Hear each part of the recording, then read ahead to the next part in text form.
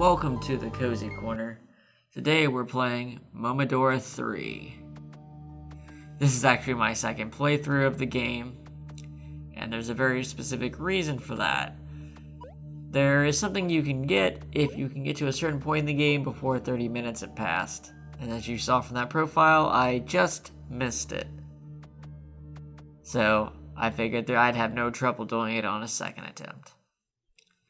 So, as you can see, we can pick between either Momo from the second game or Isadora from the first game. I chose Isadora just because. There's no difference between either of them, except how you look. I guess Isadora can see the shopkeeper in this first area, but there's only one item she sells that you can get for free otherwise. So, as you can see, this is a big step up in terms of graphics. The sprite work looks much nicer and smoother, and you can actually play with a gamepad on this one, which was so much nicer. You still use the bells to save at, except this time you're kneeling and praying to them instead of just whacking them, and the leaf is still your main weapon. If you see these little circles on the ground, there's a hidden item there, and if you kneel at them like a save point, you can get it. This first one we get is a fairy bottle, which basically you crack it open when you're on low health and it re-heals you. So I do sort of do a quick rush run through the stages. And then I come back and clean up and grab the rest of the items before finishing the game. The little purple stuff is money, which you can use to buy items from the shopkeeper, which is this rabbit lady right here. She only appears here if you're playing as Isadora. I have a specific item I want in mind, and it costs quite a bit for when you first run into it. So I'm trying to save up to get 400. So I'm not buying the other items until I get hold of it. This is one of two characters you're going to see as you're playing for the game. And you just press up near them to talk to them.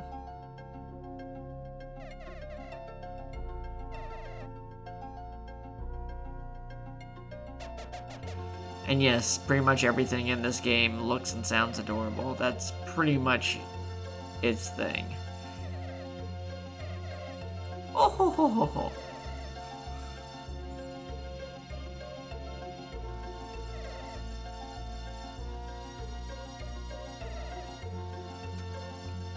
This game is actually pretty short, but it's got a real flow to it.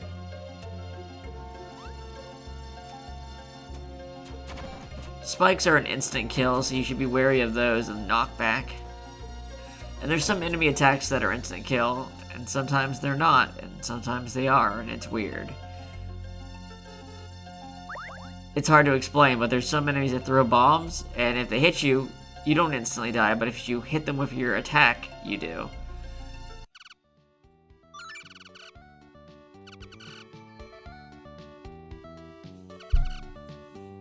That's the second character we're going to be seeing. She comes from Kars, which I believe is where Aerie from the second game is, and I think she's talking about her here.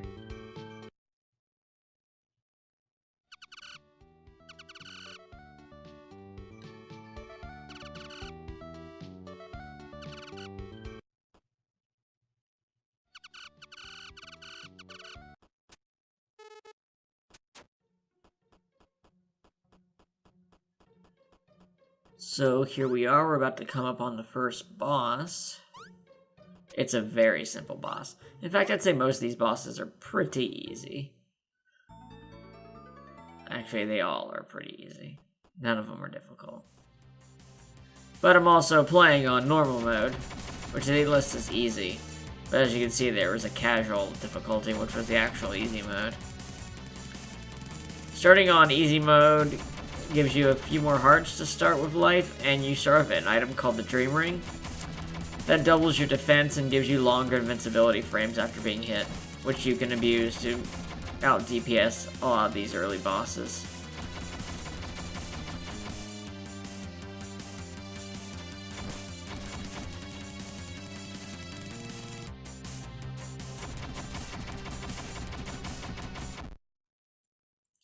And she just explodes when you beat her. A pleasant way to end, but she wasn't a very good guardian to begin with, was she? She was sleeping on the job.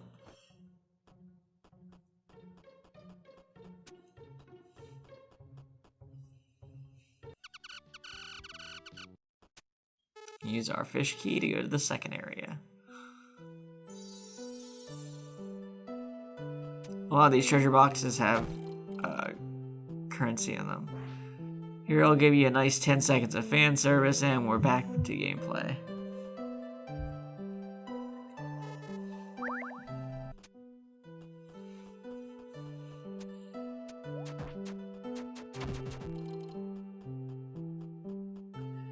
These ghost enemies are my least favorite in the game. They're just annoying and you get hit by them a lot. You're better off just, if you aren't trying to get a lot of money, you should just ignore them. That thing can instantly kill you with the explosion. There is an achievement for not killing any common enemies, so, you know, whatever your preference. It does sometimes feel like you're making it more difficult by sitting around fighting these enemies. They're just going to keep hitting you, rather than just running past them.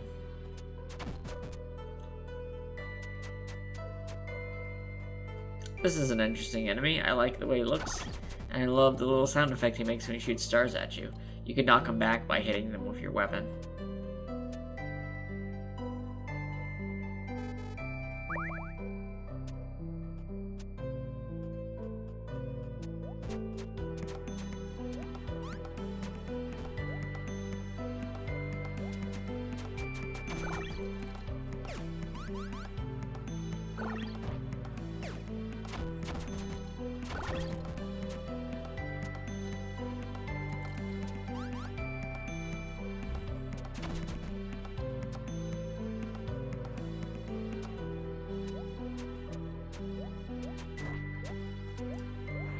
I have a little trouble with these ghosts that did the little Mario thing where they follow you around until you look at them. Then I realized there's a backswing to your actual melee attack, so if you keep swinging, you'll actually hit them when they try to come up behind you. And they actually give you a decent amount of money.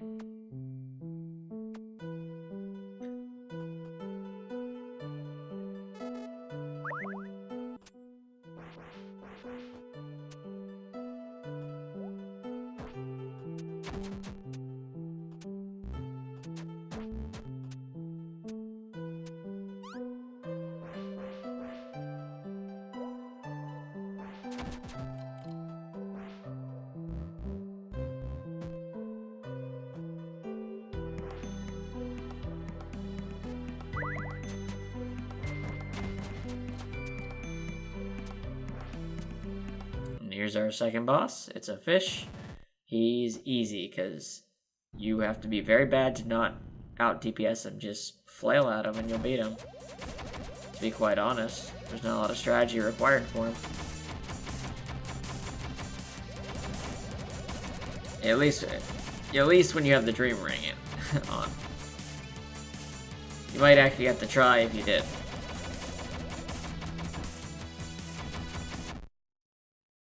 It's not very nice, though. You kind of just jumped into his fishbowl and beat the shit out of him. I don't think he was about to, like, come out there and get you.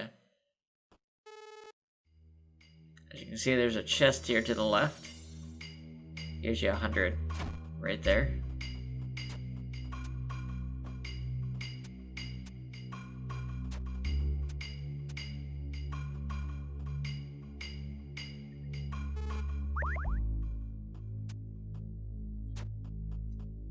You have to get behind these night enemies to hurt them. And they have very long swords, which make them annoying enemies. There's an arrow trap right here. You might not notice it at first. The treasure chest up here can be got by firing a charge shot, but you can't actually get the currency if you do that right now. So it's something you come back later to get. And sometimes it's better just to run past the enemies. Like here, you're honestly just kind of wasting your life and time. But I was desperate to get that 400.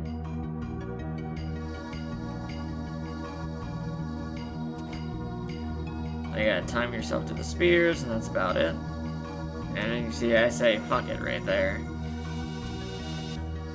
Now, these blocks with the dots have holes in them, so avoid those so you don't fall to your death.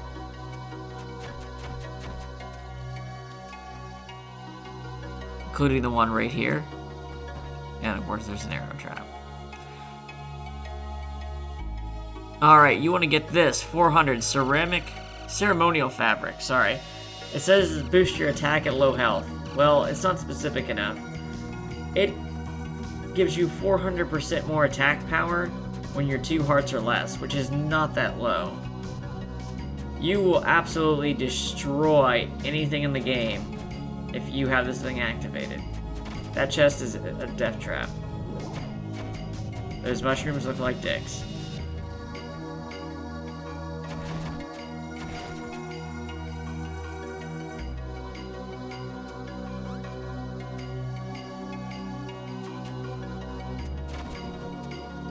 So yeah, there's really no reason not to use that ceremonial fabric. It's definitely the best item in the game.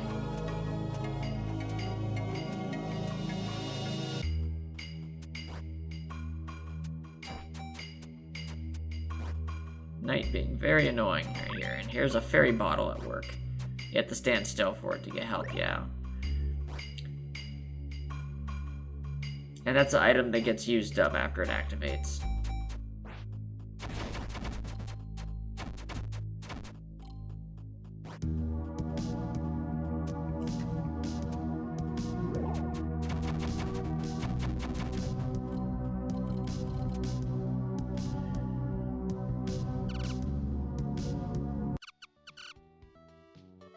Meeting up with our friends again.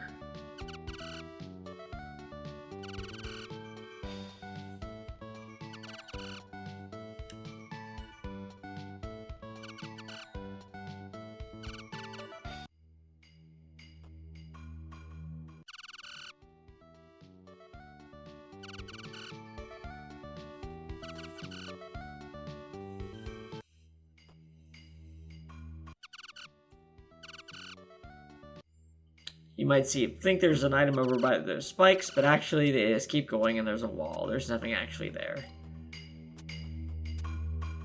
There's a trap when you jump down here, so jump immediately to avoid 2 arrows. You get a lot of money.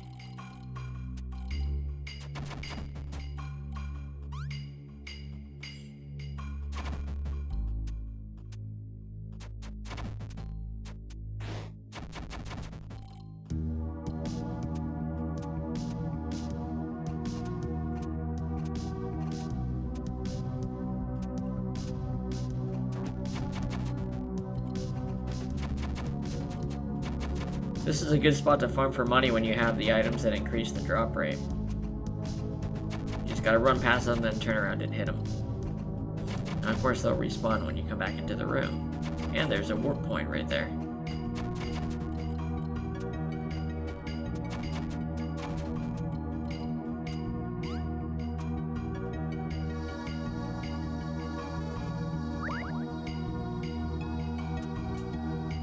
So, if you go left, there's a mini-boss you can fight to get an item, but since I was in a hurry, we didn't do it for now.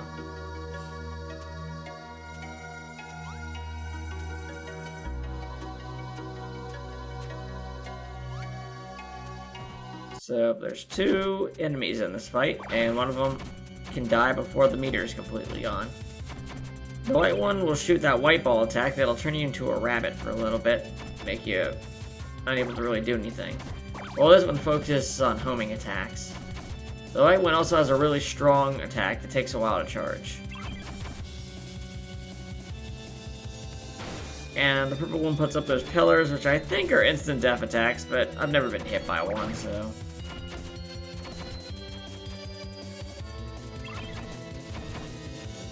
As you can see, when you're a rabbit, not much you can do.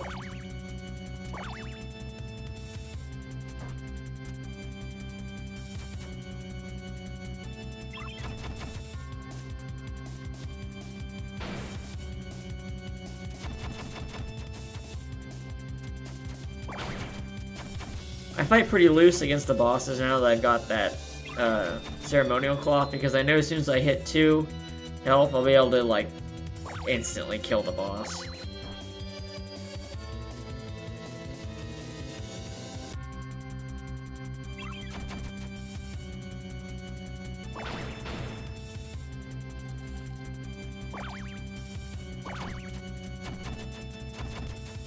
But scary thing about this boss is that homing attack persists after it dies.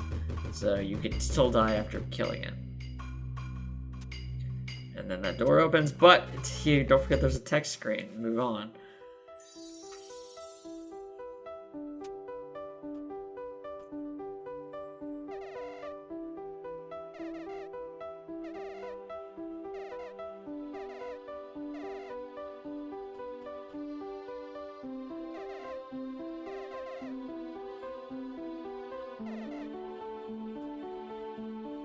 You're the chatty type, huh?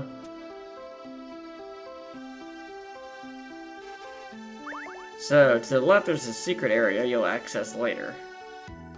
The main path's to the right. You see these ladybug enemies? There's nothing special about them, but there's a 1 in 128 chance that a gold one will spawn. Make sure you are in an area where you can collect the money when you hit it, because it'll drop a lot of money. I didn't get one in this playthrough, but in the first playthrough I ran into one. These enemies pop out of the ground, and after you kill them, they have an explosion, and that's usually what'll damage you if you're not careful. Another 100 currency chest right there to the left. You actually have a charge attack. I don't use it much. It throws the tags. A little bit charge throws 1. Full charge throws 3 in a triangular direction.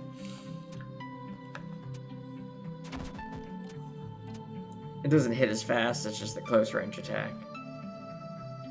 And of course the shopkeeper's got new items. You want the golden flower to get all the money so you can buy the rest of the items.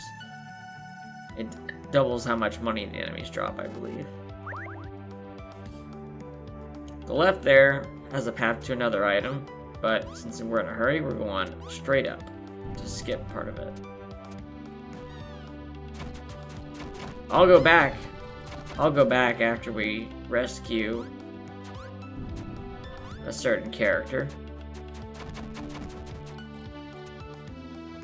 to show you where all the other secret stuff is.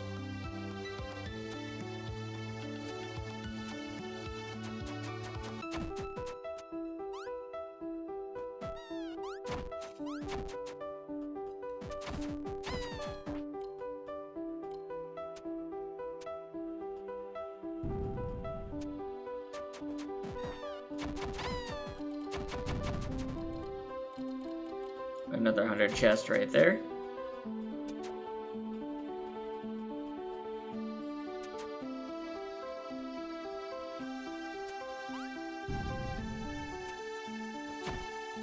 Should have had a magnet ready for that. You want to avoid not wasting their chests because you only get to open them once.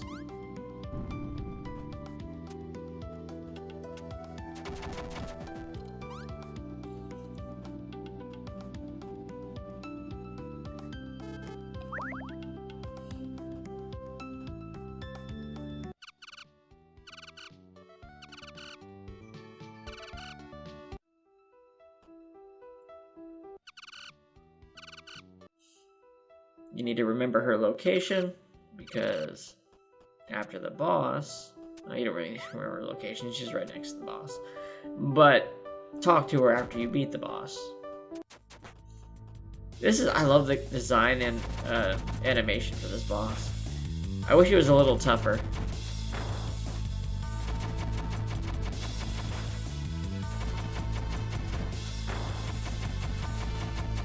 And now, she melts. Yep, that's how it works.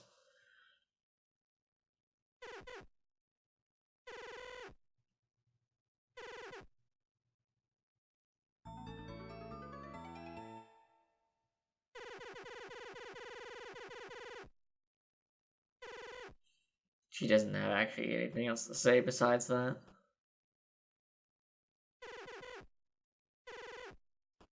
So, now that we have the owl badge, we talk to our friend over here to get a seed. And that seed will allow us to access a secret area.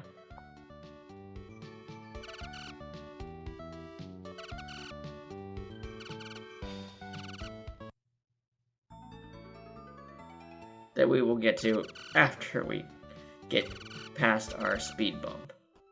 Our, speed time, what's the way to put this? Our timed event.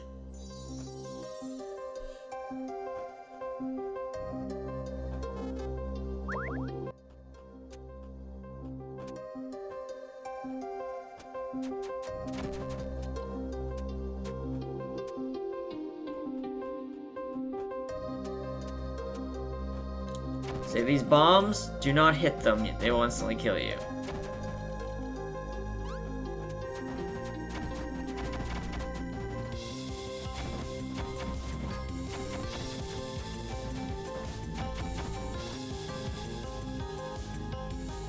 So, there's a shortcut in this room that I didn't know about until the moment I find it. If you drop below here, you can instantly go to the boss.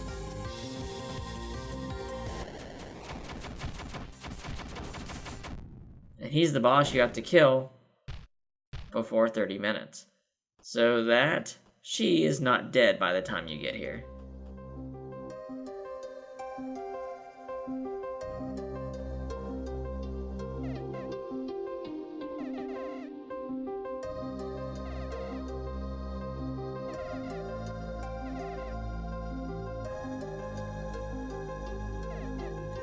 Otherwise, you'd find her collapsed on the ground and says she's not breathing. You know, dead.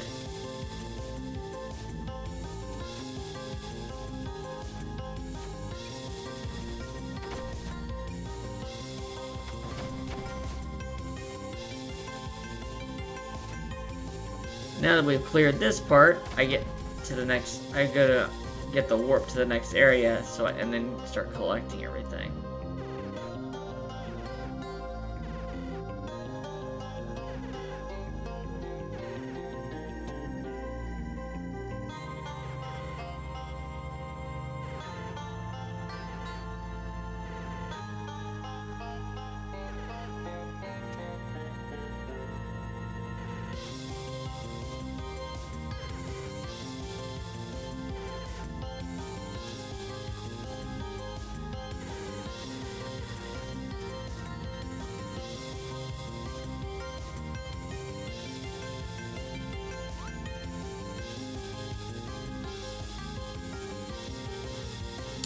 And this is the final area, Hell, which is, you know, like a ninth circle, Divine Comedy Frozen kind of hell. So, I'll show you where all the extra stuff is.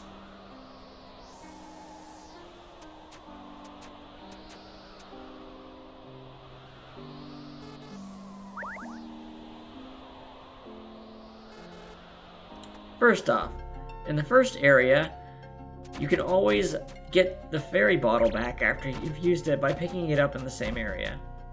This keeps you from having to buy it.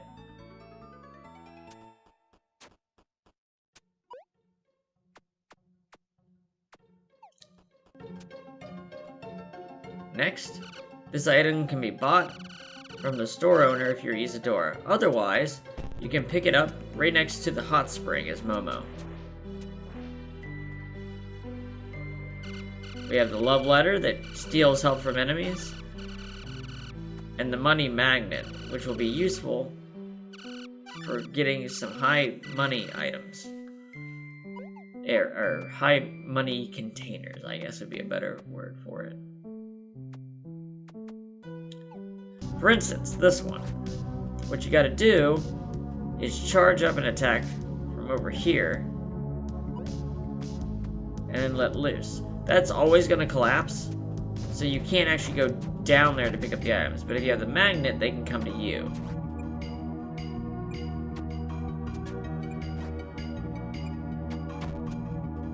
You get a decent amount of money that way. Also in this area, the mini-boss to the left. This Night Lady, she's not very tough. You can kind of just whack her until she dies.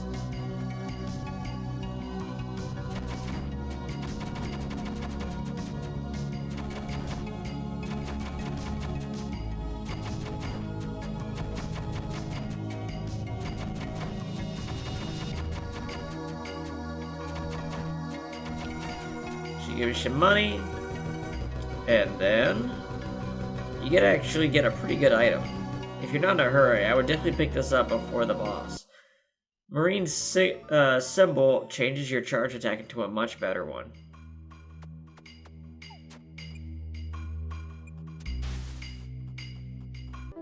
So, after we've got the nut, you take the left here and use it. Sorry, the seed. And then plant the seed to grow a door. Yeah, I don't know.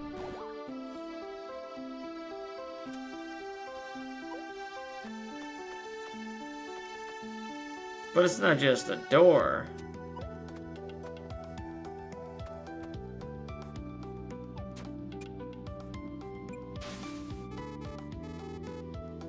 It's a distortion in time. And here we can meet Kaho. We saw a statue of her in the second game, and we know that she's the main character in the 4 prequel game. Basically, you're going to work with her to fight a super boss. And it's not a very super boss, but it's an extra boss.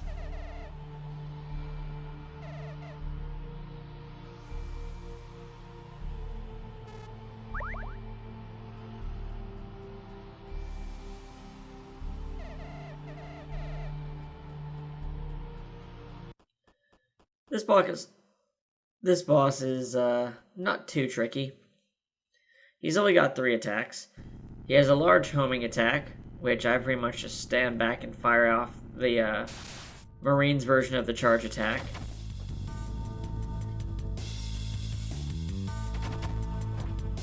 And then he'll do this attack that's a laser, and I'll go in and hit him close. The one thing you don't want to do is stay close to him after he does that, because that'll trigger him to do an attack that has an AoE effect near him. It's an instant death attack. As long as you back up, he'll just alternate between these 2 attacks, and it's not very hard. Koho will also jump around and shoot arrows to damage him, and it actually does decent damage.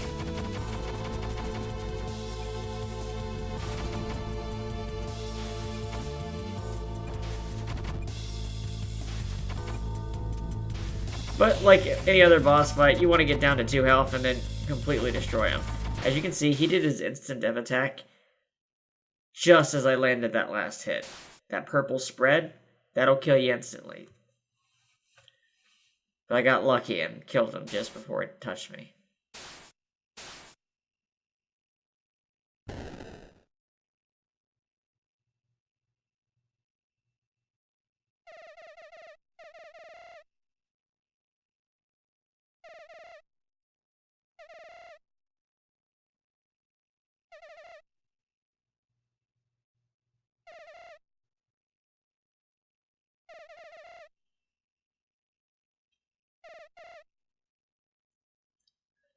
And this is the slice of shell fruit, and it's incredibly useful. It increases the range, and I believe power, of your magic leaf.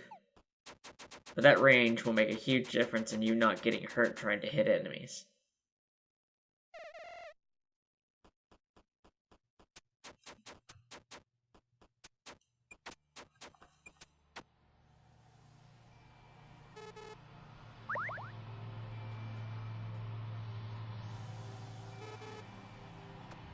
Back in the garden area, we can pick up the last items we need from a shopkeeper.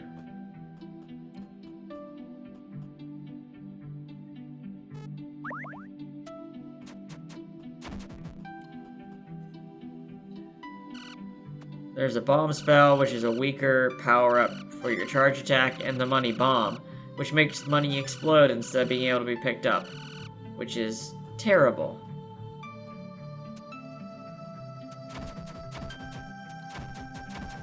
You could say it would be useful after you buy all the items, but then there's better items to be used instead. The Adea statuette will add a poison trail to the back of your charge attack.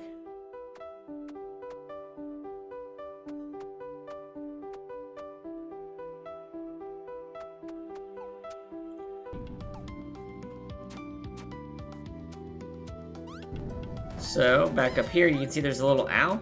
There's an achievement for killing him. You'll need Marine's charge attack to actually reach him.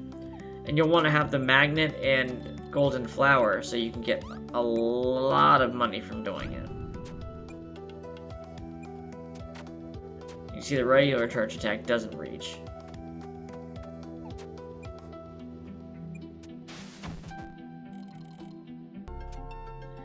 And finally, there's a very hidden item. It took me a couple tries to find this. There's invisible blocks to jump on, and then when you get into the wall here, you press up like you find an item, and this will give you the speed ring. That'll double your speed and make you jump farther, but also increase the amount of damage you get. Would have been very useful when I was trying to beat the clock, but oh well. By getting that, you can also open this door. Essentially, this is a speedrunner's air thing. You get the ring to go faster, and then if you can kill this really strong enemy that does a lot of damage, he drops a lot of money. So, now it's time for the final area. That's all there is to collect. If you have all this, you'll have 100% ending. Or not 100% ending, but you'll have 100% completion on the ending. There isn't a different ending for having different items. Unlike 2, where you needed this powered up leaf to get an ending. A lot of these enemies are, well, they're kind of annoying. And since there's nothing more to buy, there's really no reason to not avoid them. Especially the one that throws bombs, because those can instantly kill you sometimes. Broken bell there, you can't actually use it.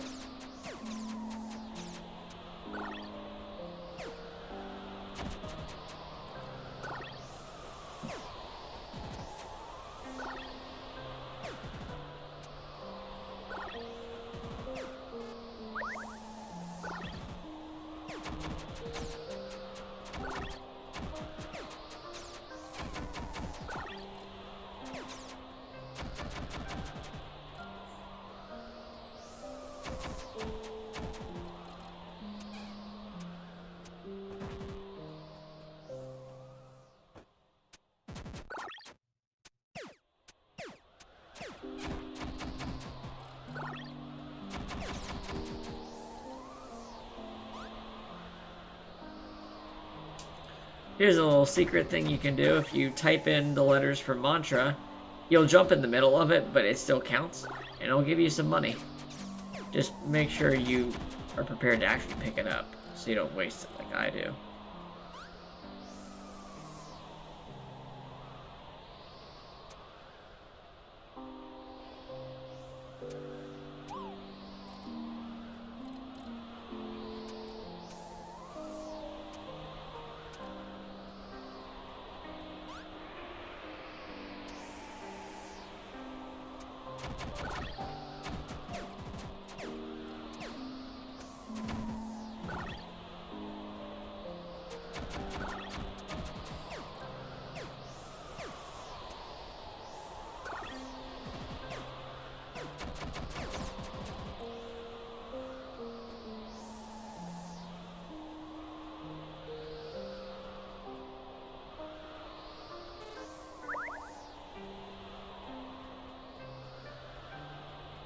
Here's our penultimate boss, Cassius,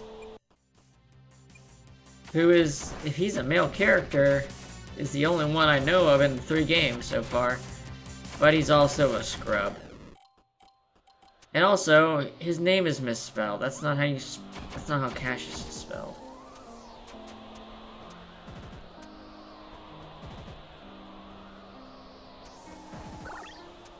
I mean, I guess they can spell it however they want, but that's not how you spell it in the real world, you know?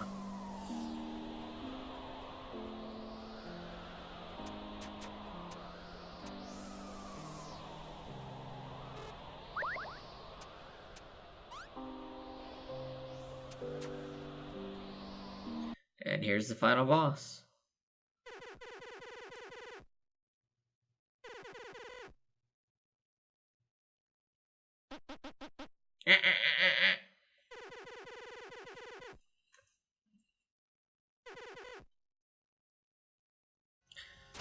So, this is not a hard final boss.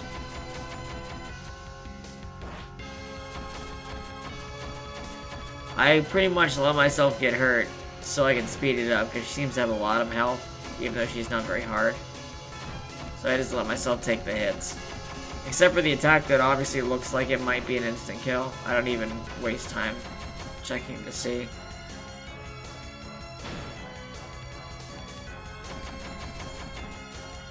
And once you get the power boost, like, she'll be dead before you even know what she's supposed to be doing.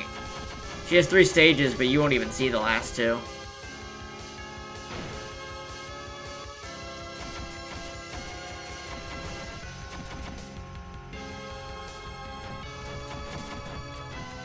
Looks like she was going into the pattern like the shadow of Isadora did in the second game. And in third form, she just is more aggressive. So there's 2 endings in this game. The first is if you cut her after she's fallen, or you can talk to her to get the other ending.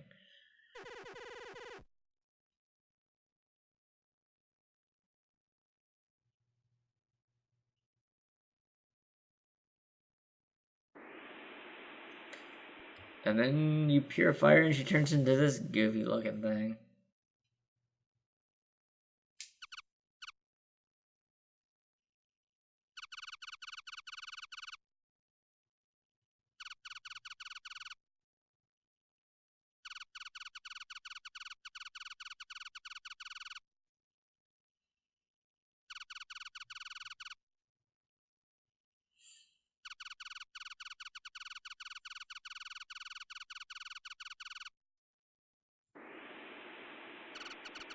Just like the first game, you get sent home for your efforts.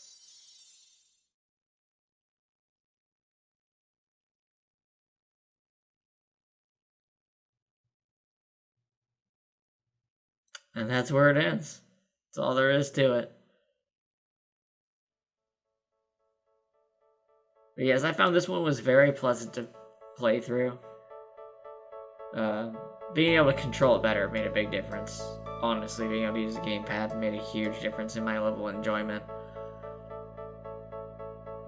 But also it looked nice and there were more boss fights. Even if they weren't tough, they were still fun to play around and watch.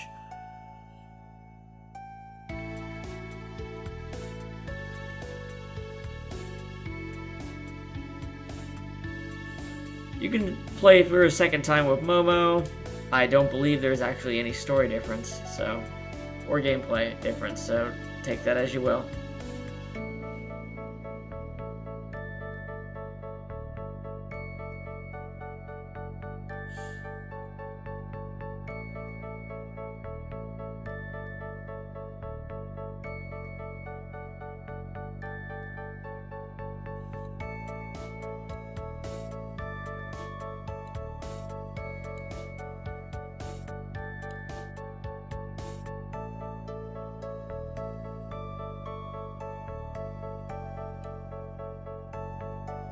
The Bachman shopkeepers, if we did take the shortcut before that giant Bachman boss, where we saved Mariel from, he doesn't sell anything that the other shopkeepers don't sell. The Backrog demon, that's the one I'm talking about.